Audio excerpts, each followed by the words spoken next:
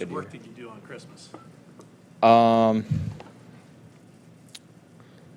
Just woke up, enjoyed my Christmas, had a nice meal with my wife, and towards the end of the night, started getting started. Just tried to stick to the routine. What did you take away from your last game against the Bears? I thought I did a decent job of leading the offense, making smart decisions when they were there. Really, the two plays that just stuck out with me clearly are the turnover and then the fourth down. I guess just something to learn from. And, you know, the NFL, every game is going to be close.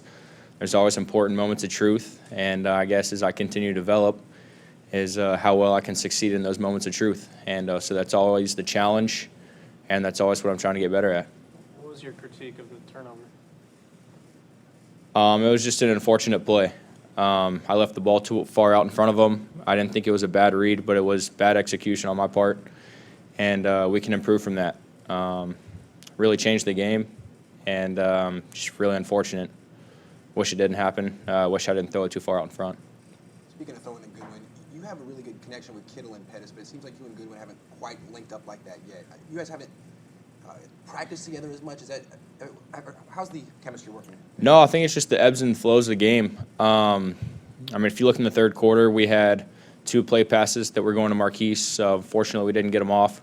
So the opportunities are there for me and Marquise, and just always working. You know, no matter who I'm throwing to, just got to have the chemistry, got to work together, and it doesn't matter who I'm throwing to. It's just how the game works. You know how the play ends up, and so I don't think it's anything that's like I'm better with this guy compared to this guy. I think it's just natural how the game operates and how the game flows.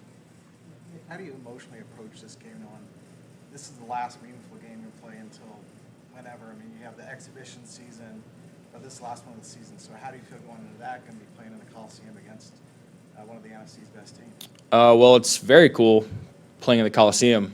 I actually just got finished watching the ESPN 30 for 30 on the LA Raiders way back when, so it's kind of cool. You know, I just got done watching that, and now I'm going to play there. It's pretty cool. But my mindset doesn't change for any game that I play in. You know, you get to play football. It's the best sport on earth with a great opportunity to go play against a great playoff football team. That's why you play the game, and that's why we're pumped for this last game of the season. One last chance for this 2018 group to be together, and we're excited about it and going to take advantage of it. What is Joe Staley how has he guided you through these starts and maybe calmed you down or revved you up? Joe's awesome. You know, you never know what you're going to get. He's got a very dynamic personality, but he's a great role model and great leader for the locker room. And so he has guided me along very well. Just lets me know what I do wrong, what I do right, what I do good, what I do bad. And I make sure that I get very honest answers from him. Like, he's one guy that I can go to and say, hey, how do y'all feel when I did this compared to this? Or, hey, what do I do? What do I need to do better? So for him to answer those questions the way he has, it's really helped me, and it's definitely helped guide me along and just commanding the offense and making sure that everybody's operating, all 11 guys on the same page. So he's definitely, obviously, a big role model and a great help for this entire organization. Obviously, being thrown into the offense midway through the season must have been tough. But how tough has it been dealing with a revolving door of running backs? You know, you had Mostert out there, Breida, now Jeff. How difficult has that been not having a single back behind you? Yeah, it's a good question. You know, it's part of the NFL, next man up mentality. Whoever's going to get the opportunity, we trust that they're going to work really hard and obviously take advantage of the opportunity. We trust all of our backs, and I think they've all done a very impressive job. And so it's definitely a challenge, just, you know, getting comfortable with different guys. But at the same time, you got to adapt quick in this league as a player and as a team. So it's just one more challenge that we have accepted and worked really hard to just be successful with no matter who's out there. What did you see out of Mostert in particular before obviously you snapped that arm? Yeah, Raheem was actually really coming on strong. If I remember correctly, he, I think he had a turnover one game, and the next week Coach Shanahan really challenged him to basically reach his potential. And he was making great strides the last couple weeks before he got hurt. really coming on as a strong running back. Obviously, special teams ball hawk. We know he's got all the talent in the world on special teams, and he was starting to put that talent to use at running back. So I think he did a really great job before he got hurt of coming on strong. And we hate he got hurt because he was really turning into a special player. Was it on his touchdown? George told me I need to watch like a different angle of the replay that you did of the Conor McGregor swagger walk behind the Oh yeah, what game was that? I forgot. I don't know. Raiders game. Okay, yeah, we were having way too much fun. We can keep that off film, but I was just having fun out there with my teammates for sure. Have you thought at all about what you're going to do in the off season during the time when you can't work with the team and you have to work by yourself? Have you thought at all about that? A little bit. I mean, you're always thinking about the things you can get better. I know where I need to improve in my game. I know where I can get better, and Where's that? just things you can always work on. Poison the pocket. Clearly, people are going to say arm strength and velocity. I don't think it's hurt me that much this year, but I can always improve throwing the ball, footwork, ball fakes, the things that help me be successful in this league. I can always take that to the next step, and so I'm excited to get home in the off season and just focus on things. And that's a cool part about just playing is you know where you need to improve, and it's really up to you how much you improve. And so I'm excited to take on that challenge. Tom House is a really famous quarterback guru. He's worked with Drew Brees and Tom Brady. He says quarterbacks can add as much as 5 miles an hour if they just have the right mechanics. I mean, is he someone you would want to work with, or someone like him? Yeah, I'm aware of his reputation. He has a great reputation throughout the span or the landscape of the NFL. Worked with some very prominent quarterbacks, and like Coach Shanahan has mentioned, helped take Matt Ryan to a new level. And so if that opportunity comes, that'd be really cool.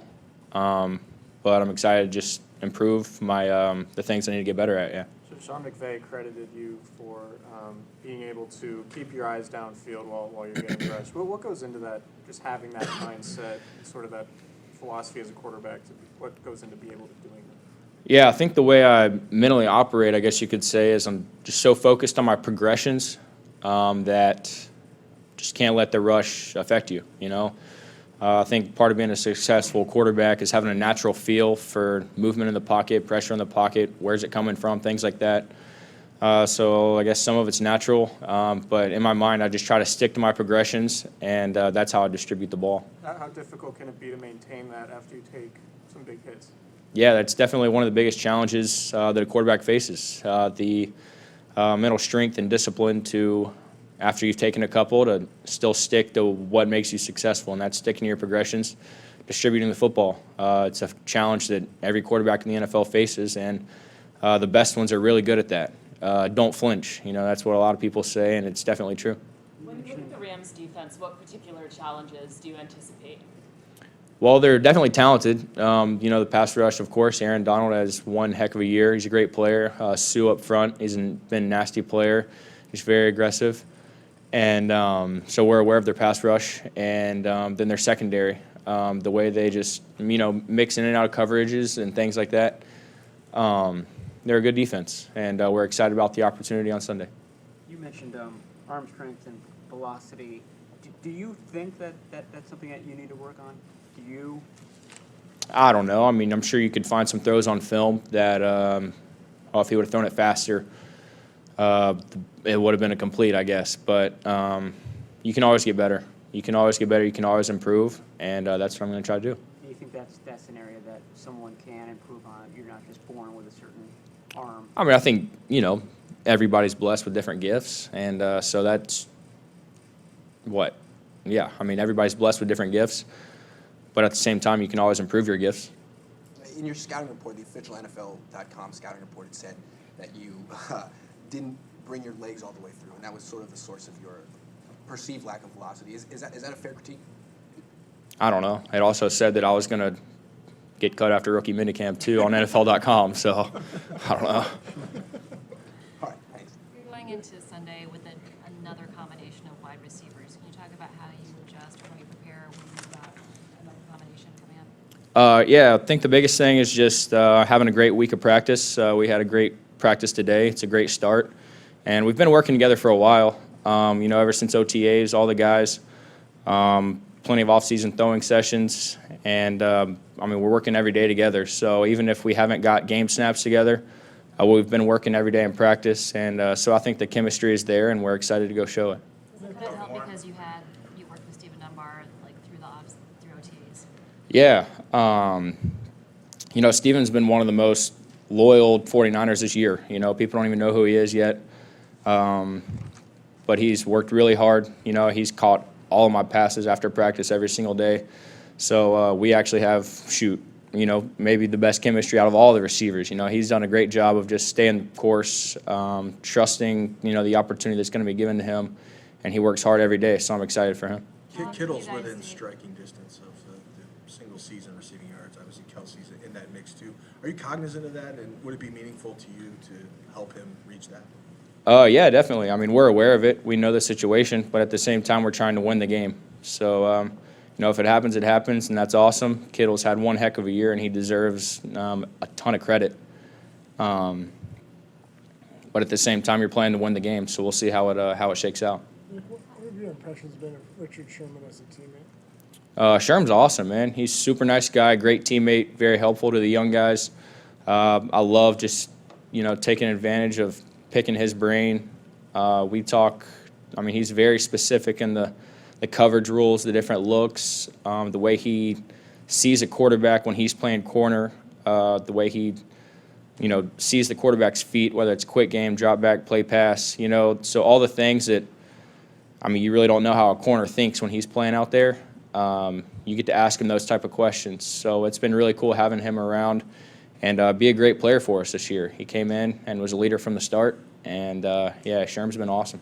He's been a pretty big cheerleader of yours, saying, he could be starting for a lot of different teams. Maybe he's trying to have you traded. I don't know. But, has he shared, the respect he has for you and what you've done this year?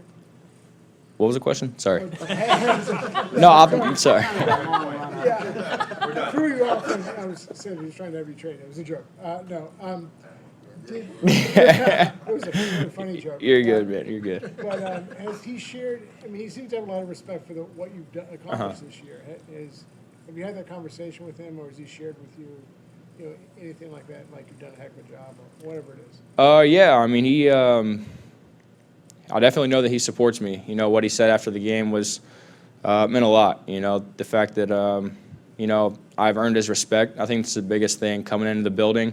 For me, I'm always just trying to gain guys' respect by the way I play, by the way I handle my business. And, the fact that I earned enough respect from him, for him to say those words was pretty cool. And but I'm always trying to earn his respect every day. And that's kind of how I operate. But, it's Sherm's great teammate, and we're all striving to be like him for sure. All right, guys. Thanks. Thanks, guys. Appreciate it. All right.